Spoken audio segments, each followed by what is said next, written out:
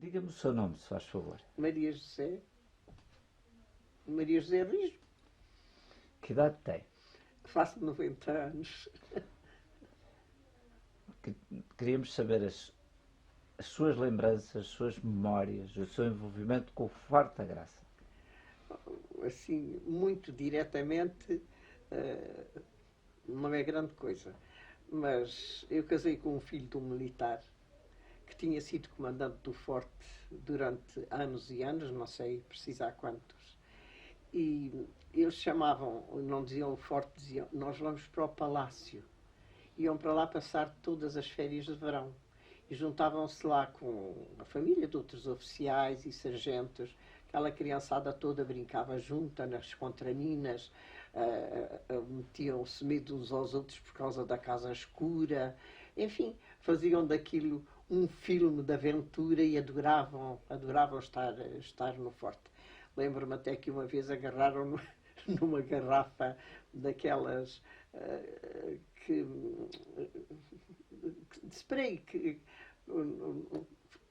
agora não me ocorre, os anos são assim, não me ocorre, e quiseram tentar fazer um incêndio para apagarem com a garrafa. Arranjaram um sarilho que levaram todos uma tareia, ficaram de castigo e graças a Deus não puxaram assim fogo a nada de especial. Um sifão, daquelas garrafas de sifão. É claro, eram histórias de crianças e assim.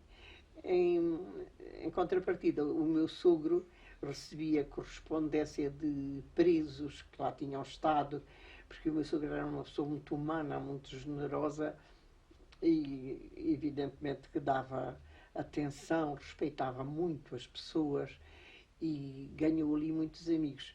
A ponto de eu, aqui há meia dúzia de anos, quando o Forte, começaram a falar do Forte, que ia ser vendido, que não sei o quê, que não sei o que mais, eu que tenho um amor profundo a Elvas, que criei através destes depoimentos todos das pessoas com quem convivi, do meu próprio marido, como disse, e dos irmãos e do meu sogro, fui rebuscar tudo o que tinha aí de livros, porque pensei que só insistindo no tema, o tema poderia ter vida, porque podia, por exemplo, escrever um artigo, que ao tempo eu escrevia todas as semanas para Linhas de Elvas, mas algumas pessoas escreveram artigos e muito bem escritos, mas escreviam um artigo e aquilo morria ali.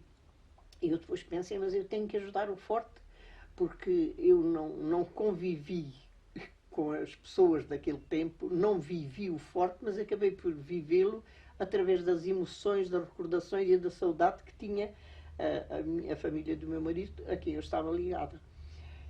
E além desta paixão por Elvas, alguém tem que defender o Forte.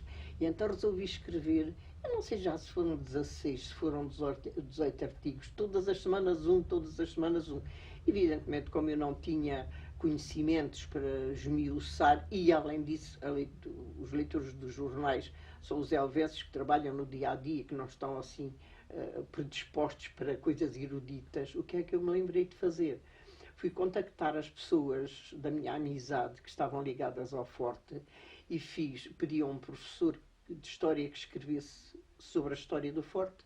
Noutra semana pedi ao meu cunhado, que era tenente-coronel e que tinha sido encarregado de fazer um estudo para o Museu Militar das fardas dos militares, para ele fazer um artigo sobre as fardas daquele tempo no Forte.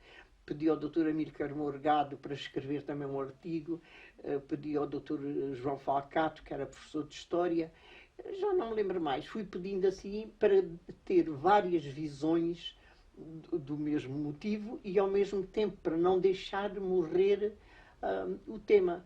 E aquilo teve repercussão, porque telefonaram militares, Alguns mandaram-me até um esquema que eu tenho ali do que pensavam que o Forte deveria ser um museu militar, deram-me nomes de pessoas, enfim, aquilo mexeu um bocadinho. Não quer dizer que isso tenha tido alguma influência nesta obra que tem estado agora a ser feita com tanto entusiasmo e com tanto amor desta gente toda. Mas, assim, outras coisas do Forte, pois lembro-me disto. Sei que os presos do Forte vinham de manhã para a cidade, foram eles que fizeram o campo de futebol. Naquele tempo os presos vinham trabalhar para a cidade para estas obras assim. E há a história da água, que é a história trágica que toda a gente mais ou menos fala. Sei que brincavam imenso com as crianças, com os filhos dos militares, lhes faziam brinquedos, os carpinteiros faziam carrinhos, os outros faziam... Enfim, procuravam agradar, procuravam ser simpáticos, e aquilo às tantas era um convívio, direi, quase familiar, tirando um ou outro, que seria assim, uma moral mais pesada, que tivesse um castigo mais duro. Os outros viviam e conviviam com muita simplicidade e algum bem-estar, acho eu. São assim coisas de que me posso lembrar. Lembra-se deles estarem a trabalhar cá? Lembro-me, isso lembro-me. Sei que vinham, que não os via vir, mas sei que vinham de manhã e trabalhavam cá na cidade. Faziam assim, estas obras sociais, por exemplo, como disse, o campo de futebol e qualquer outra coisa assim, destas em benefício da cidade, em benefício da comunidade, eles faziam. Colaboraram assim também. Não fugiam? Não, eles vinham sob escolta. Não, essas pequenas histórias não foram contadas. Isso deles virem trabalhar para a cidade, por exemplo, ninguém contou. Mas é verdade. E dos miúdos da classe alta que iam para lá brincar.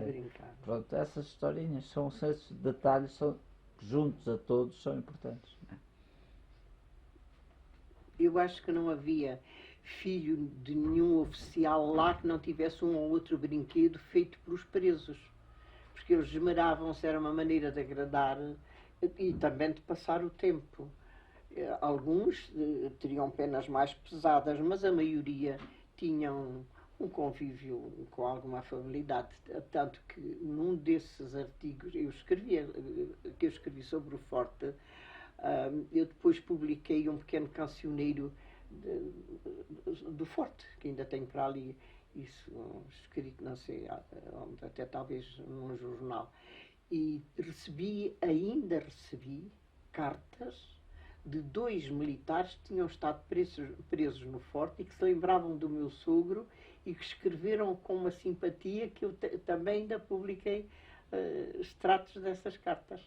Portanto, sendo uma coisa má, porque era um presídio, e havendo aquela carga pesada que toda a gente refere, daí ao barril, daí à fonte do Marchal, que iam com os barris e que os barris que não os enchiam, que era para a água dar solavancos e tornar a carga mais difícil. Todas essas histórias podem ter um pouco de verdade, mas isto que eu estou a dizer tem muita verdade.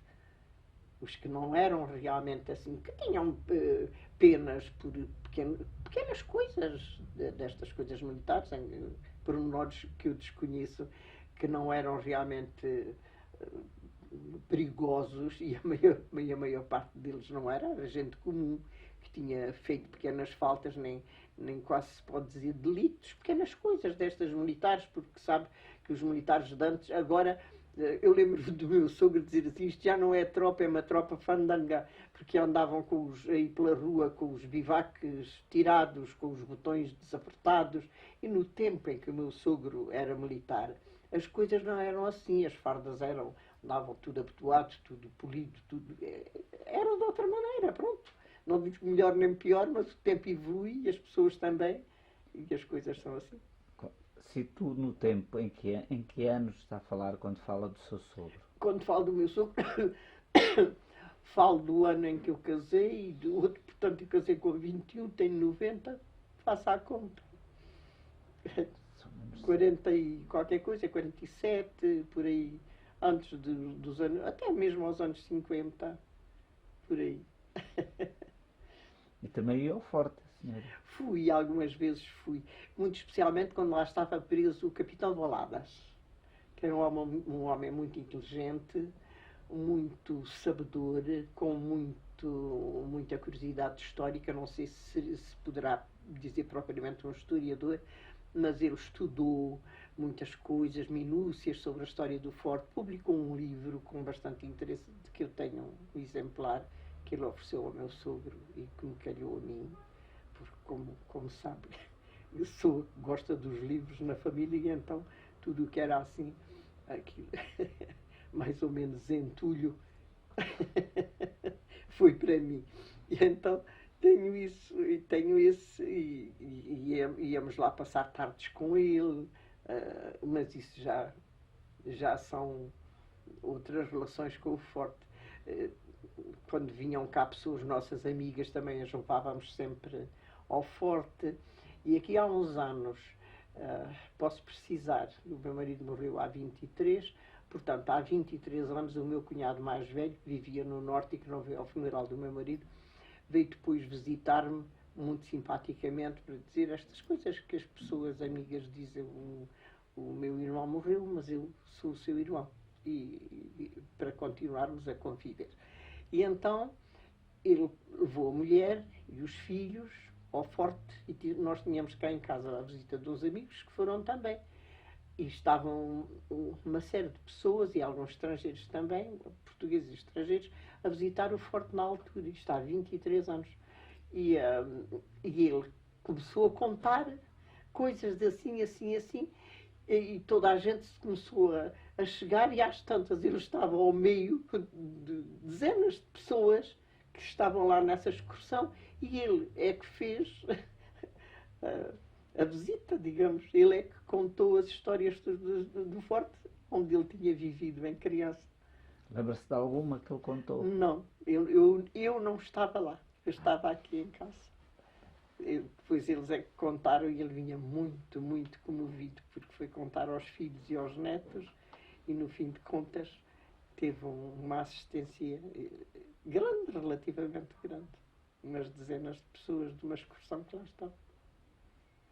São estas as coisas que eu sei do Forte, como vi. Muito pouco. Muito pouco. Obrigado.